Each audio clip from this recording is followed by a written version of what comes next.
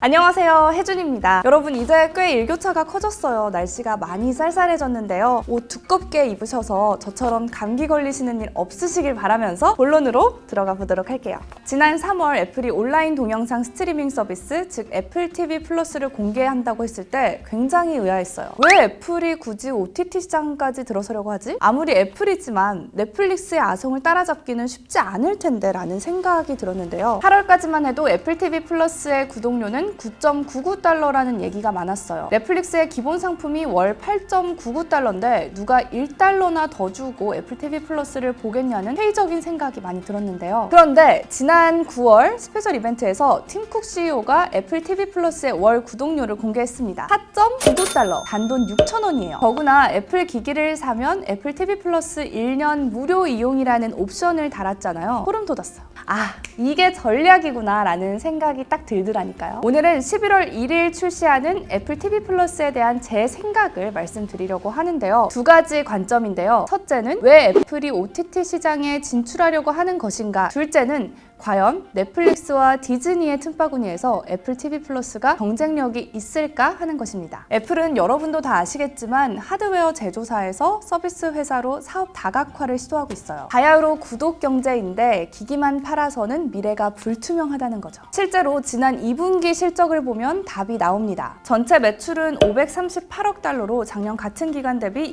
1% 증가했는데 아이폰 매출은 $260억 동기 대비 11.8% 감소했습니다.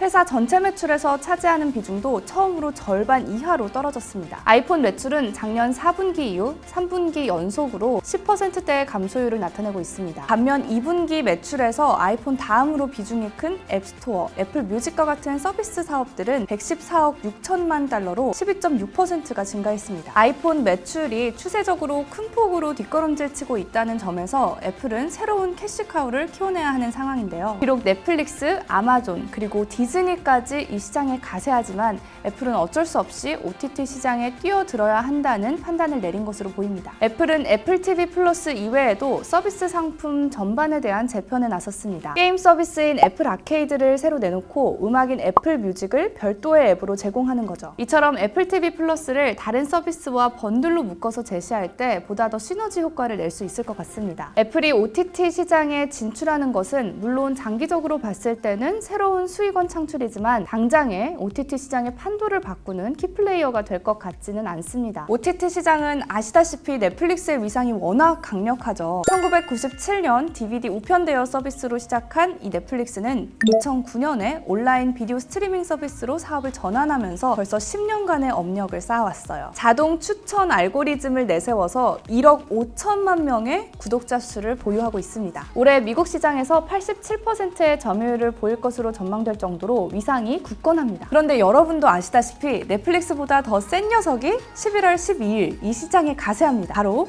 디즈니 플러스죠. 디즈니는 마블 시리즈 등 7,000개의 프로그램을 디즈니 플러스에서 넷플릭스보다 보다 저렴한 $6.99에 제공할 예정입니다. 여기에 디즈니가 경영권을 차지한 동영상 서비스 훌루까지 번들로 제공한다고 하니까요. 고작 9개 프로그램으로 시작하는 애플 TV 플러스는 명함도 내밀지 못하겠다는 생각이 드는데요. 실제로 애플 역시 OTT 시장에서 넷플릭스나 디즈니 플러스를 단기간에 따라잡겠다고 덤비려는 것은 또 아닌 것 같아요. 팀 쿡 CEO가 최근 독일 유력 언론 슈테른과의 인터뷰에서 이렇게 말했죠. 넷플릭스가 이기고 우리가 지거나 반대로 우리가 이기고 그들이 지는 것이 아니다. 대중은 다양한 서비스를 원하고 우리는 그런 서비스 중에 하나가 되려고 한다. 이 말은 팀 쿡이 OTT 시장에 진입하면서 기존 강자들과 정면 승부를 할 생각은 없다는 것으로 판단이 됩니다. 애플이 첫 해에 $60억, 약 7조 원을 오리지널 콘텐츠 제작에 투자한다고 밝혔지만 넷플릭스가 $150억, 약 18조 원을 오리지널 콘텐츠 제작에 투자하는 걸 봐서는 절반도 채 안 되는 금액입니다. 사실 애플이 돈이 없어서 오리지널 콘텐츠 제작에 투자를 안 하겠어요? 아니겠죠. 애플의 지난해 순이익은 61조 원입니다. 올해 2분기 순이익만 봐도 14조 원인데요. 3,200억 원에 불과한 넷플릭스의 매출에 비하면 40배 정도가 됩니다. 마음만 먹으면 얼마든지 OTT 시장에 입장에서 넷플릭스와 정면 승부를 벌일 수 있지만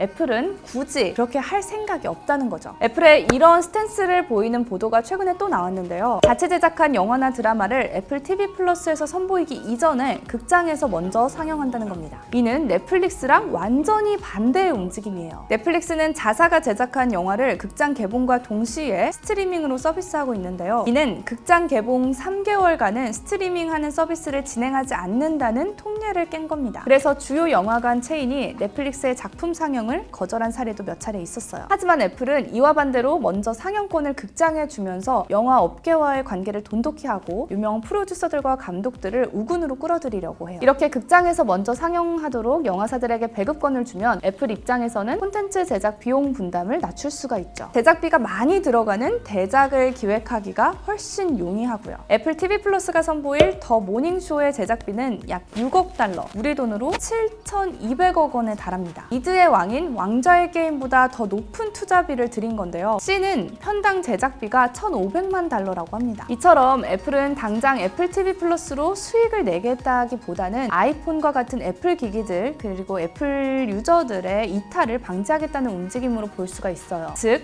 애플 생태계를 벗어나지 못하도록 가두리를 치는 거죠. 사실 이런 아이폰 11 시리즈만 봐도 하드웨어적인 부분에서 경쟁사인 삼성에 비해 밀리고 있다는 생각이 드는데요. 폴더블 폰만 봐도 그렇고요. 샤오미, 화웨이와 같은 중국 기업들도 빠르게 치고 올라오고 있어요. 중국 시장에서 아이폰의 점유율이 뒤처지고 있는 것도 미중 무역 전쟁뿐만이 아니라 이런 하드웨어적인 성능이 뒤처지기 때문도 아닐까 싶은데요. 애플은 삼성이나 중국이 쉽게 따라올 수 없는 애플 TV 플러스 같은 서비스 사업을 번들로 묶어서 제시할 경우에 경쟁 기업과 하드웨어 고사양 경쟁에서는 어느 정도 자유로워질 수 있겠죠. 그래서 저는 애플 기기 사용자에게 주는 애플 TV 플러스 1년 무료 이용 혜택이 어느 정도는 더 계속 이어질 것으로 봅니다. 애플은 전 세계적으로 14억 명의 이용자를 보유하고 있어요. 1년 무료 전략으로 최대한 애플 TV 플러스 구독자들의 기반을 확보해 놓는 게 우선이겠죠. 가입자 기반이 확보된 후에 오리지널 콘텐츠 수를 늘리는 것이 비용 대비 효과가 클 거예요. 하지만 애플과 달리 넷플릭스는 전력 투구해야 할 형편입니다. 콘텐츠 면에서 지구 최강인 디즈니가 안방을 빼앗겠다고 달려들고 있으니까 장기전을 생각할 여유가 없는 거죠. 애플은 1년 무료 전략으로 한 발 뒤로 빠져 있으면서 디즈니와 넷플릭스 간의 난타전을 지켜볼 것 같습니다. 하지만 어느 정도 시간이 지나고 나서 넷플릭스의 가입자 기반이 흔들리고 어느 정도 현금 사정이 악화된다면 애플은 그제서야 막강한 자금력으로 OTT 시장의 주도권 싸움에 본격적으로 뛰어들지 않을까 하는 생각이 듭니다. 현금 보유고를 보면 애플은 2,106억 달러, 넷플릭스는 50억 달러라고 해요. 디즈니 플러스를 의식해서 오리지널 콘텐츠 확보에 돈을 쏟아부어야 하는 넷플릭스와의 장기전을 생각해본다면 시간이 갈수록